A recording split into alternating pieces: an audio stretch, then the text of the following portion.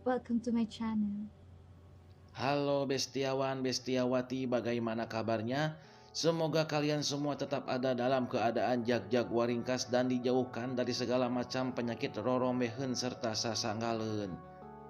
Di video kali ini saya akan mengulas kembali alur cerita dari film yang berjudul Do You Think I'm Sexy yang dirilis pada tahun 2022.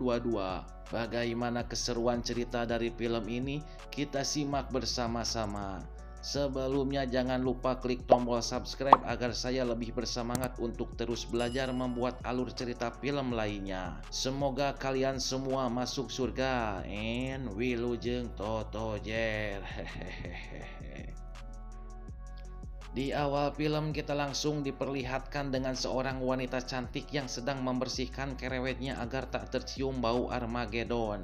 Diketahui wanita cantik ini bernama Elle. Selesai melaksanakan mandi junub, ia pun langsung berdandan agar terlihat lebih cantik di saat melakukan live streaming pertaranjangan di sebuah aplikasi online yang ia jadikan sebagai pekerjaannya. Hi, I'm Elle. Welcome to my channel. Thank you for subscribing to my channel. Tak lama kemudian di saat Elle sedang live terlihat ada follower baru berkunjung dengan nama akun Bigman88. Bigman88 sangat menikmati sekali dengan tayangan yang diberikan Elle, di mana ia memperlihatkan dan mempermainkan lato-lato rayutnya dengan sangat bergairah. Lantas ketika Elle menawarkan pertunjukan pribadinya dengan harga yang sangat mahal, Bigman88 tanpa berpikir panjang langsung menyetujuinya. Mundi dia mah cukup 300k plus ese sebungkus langsung crot. Hahaha. Di sisi lain, sosok Elle yang polos dan lugu serta ramah lingkungan ketika berada di dalam kosannya, ia adalah seorang mahasiswi yang berkuliah di Fakultas Sains Teknologi yang berada di daerah Cikutra, sehingga tak ada satupun di antara temannya yang mengetahui kalau ia adalah seorang selebgram TikTok yang selalu mempertontonkan lato-lato rayutnya. Elle merupakan anak sulung yang memiliki seorang ibu serta 3 adik yang harus ia biayai. Maka dari itu ia memberanikan diri untuk bekerja sebagai selebgram perkikukan. Scene berganti pada seorang dosen yang bernama Tristan serta seorang dekan fakultas bernama Petey. Petey yang sudah mengetahui kelakuan Tristan karena sudah berteman sangat lama, mengomat-omatkan Tristan agar tidak bermacam-macam dengan mahasiswi yang berada di sana.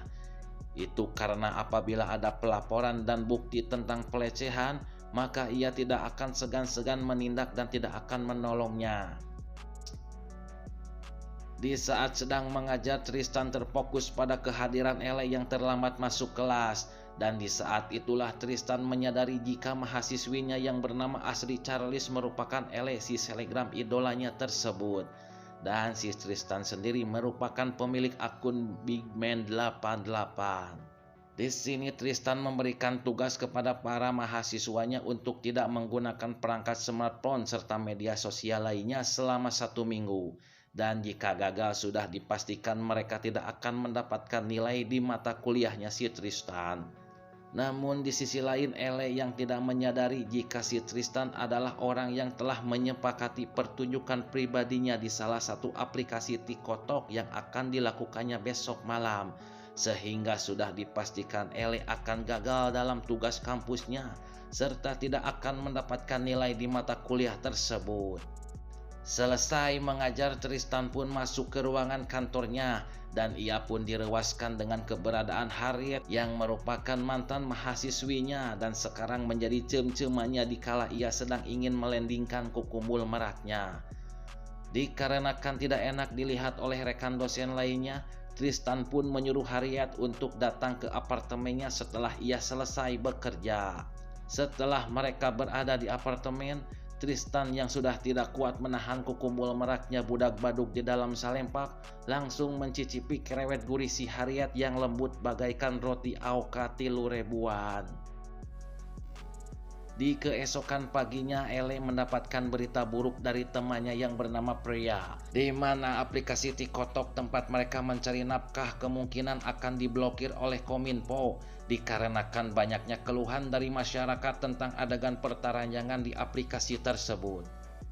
Ele pun lalu bertemu dengan pria di salah satu warung kopi yang berada di daerah Cartil untuk membahas masalah itu. Di sini pria mengajak Ele serta selebgram lain untuk berjuang bersama-sama menolak pemblokiran aplikasi TikTok. Karena dari sanalah mereka bisa membeli beras 1 karung serta daging ayam 2 keret. Dan tanpa berpikir panjang, Ele pun langsung ikut bergabung menolak pemblokiran aplikasi TikTok tersebut. Singkat cerita, tibalah malam pertunjukan pribadi untuk Big Man 88. Di sana Big Man 88 menyuruh Ele untuk menari serta memainkan lato-lato rayutnya. Sesudah selesai, Big Man 88 pun menyebut nama asli dari Ele yang membuatnya menjadi rewas dan menutup adegan live-nya secara gurung-gusu. Beberapa hari pun berlalu dan tibalah saatnya para mahasiswa mengumpulkan tugas yang telah Tristan berikan kepada mereka. Namun di sini Ele sama sekali tidak mengerjakannya. Hingga akhirnya Tristan mengatakan bahwa Ele tidak akan lulus di mata kuliahnya. Ele yang panik pun meminta kepada Tristan untuk memberikannya kesempatan. Tristan pun langsung memanfaatkan kesempatan dengan menyuruh Ele untuk datang ke apartemennya selepas ia pulang bekerja. Singkat cerita, tibalah Tristan di apartemennya. Setibanya di apartemen, ia direwaskan dengan kedatangan si Harriet. Di sini si Harriet pun ingin melepaskan kerinduannya kepada si Tristan dengan mengajaknya melakukan perewoan.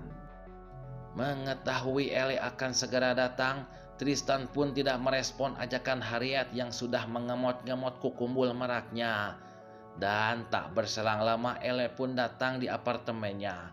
Dengan rasa handeel dan cemburu, Harriet pun meninggalkan mereka berdua di sana. Setelah Harriet pergi, Tristan pun mengatakan jika Ele ingin lulus di mata kuliahnya, maka Ele harus melakukan pertunjukan pribadinya langsung di hadapannya. Di sini Tristan juga mengakui jika akun Big Man 88 yang selalu menonton adegan lato-lato rayutnya di aplikasi TikTok tersebut adalah dirinya. Meski dengan keadaan terpaksa, Ele pun mau melakukannya agar ia bisa mendapatkan nilai di mata kuliahnya si Tristan. Namun di saat Ele sedang menunjukkan goyang dompetnya, Tristan langsung menyerangnya dari arah belakang. Ele yang sudah berada dalam posisi nonggeng hanya bisa mewek kesakitan ketika liang pangparatanya ditusbol kukumbuk merak Tristan tanpa ampun. Setelah kejadian itu Ele pun menjadi stres, lalu ia pun lantas menceritakan semua kejadian itu kepada si Preya. Preya yang tidak menerima temannya diperlakukan seperti itu langsung menyuruh Ele untuk melaporkannya kepada polisi. Namun Ele menolak saran dari Preya dikarenakan status pekerjaannya yang tidak memungkinkan menjadi korban pelecehan. Mendengar hal itu, Preya lalu menyarankan Ele untuk melaporkannya ke pihak kampus terlebih dahulu agar si Tristan bisa mendapatkan hukuman akibat perbuatannya. Namun di saat melaporkannya kepada dekan yang merupakan sahabat dari Tristan, malah Ele yang dikeluarkan dari kampus itu dengan alasan Ele yang mendramatisir masalah tersebut. Ele yang nyeri hati dan tidak menerima keputusan tersebut langsung merencanakan sesuatu untuk melakukan balas dendam kepada si Tristan. Dalam rencananya tersebut, Ele menghubungi Tristan dan menawarkan pertunjukan pribadi di apartemennya secara langsung. Tristan yang gampang engas pun langsung menyetujui tawaran itu dan meminta Ele untuk memakai pakaian seperti seragam anak sekolah. Sesampainya Ele di apartemennya si Tristan, ia pun direwaskan dengan penampilan Ele yang sangat menggoda dengan memakai seragam sekolah. Kesempatan itu lalu dimanfaatkan oleh Ele dengan menaruh kamera tersembunyi agar mendapatkan bukti yang kuat untuk melaporkan perlakuan Tristan terhadap dirinya.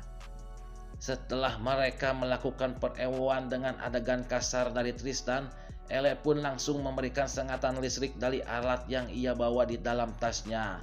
Tak puas hanya di situ, Ele pun lantas menyunat kukumbul merak Tristan untuk kedua kalinya agar ia tidak bisa mentusbol korban lainnya.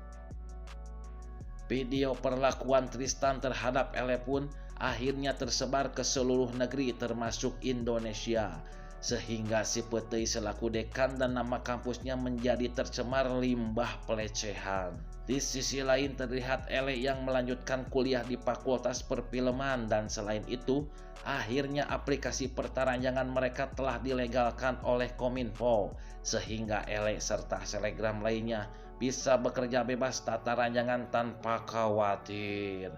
Dan film pun selesai. Terima kasih untuk teman-teman yang telah menonton video ini serta telah sudi mensubscribe channel ini. Semoga kalian semua gede milik dan masuk surga. Mohon maaf apabila kurang menarik. Itu semua karena saya masih belajar. Alright, see you next video. All in untuk semesta.